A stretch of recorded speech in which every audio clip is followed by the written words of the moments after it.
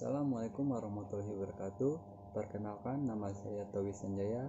Saya mahasiswa STEM kelas A Malam.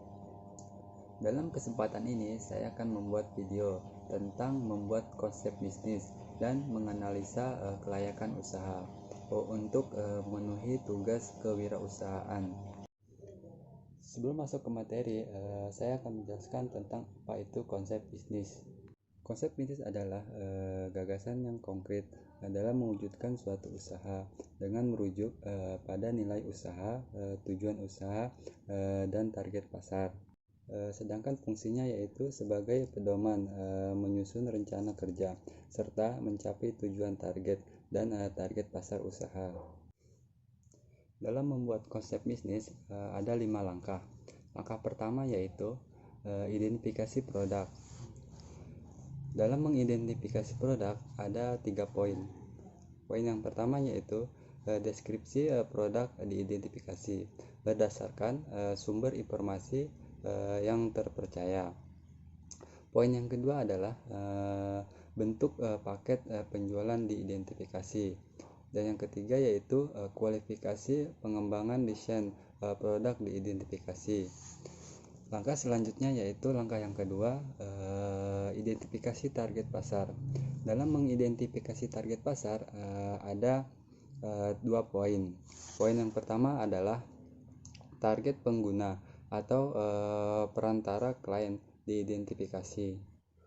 Target yang kedua yaitu target lokasi pemasaran diidentifikasi.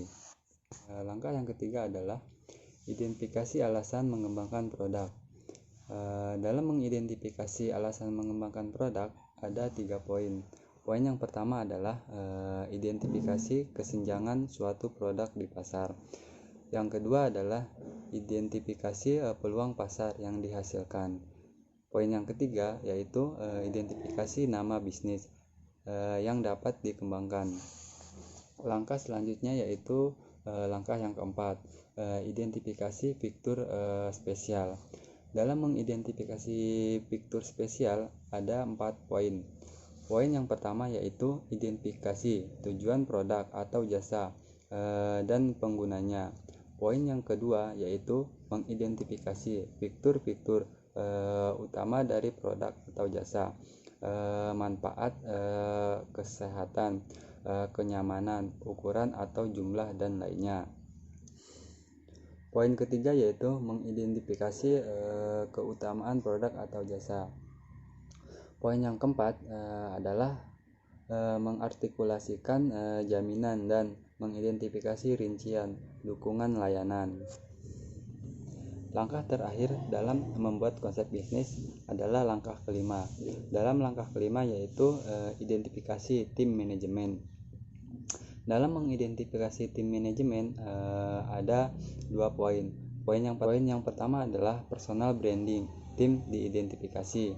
Poin yang kedua yaitu kualifikasi tim diidentifikasi. Untuk materi selanjutnya yaitu menganalisa kelayakan usaha. Dalam menganalisa kelayakan usaha ada 5 langkah.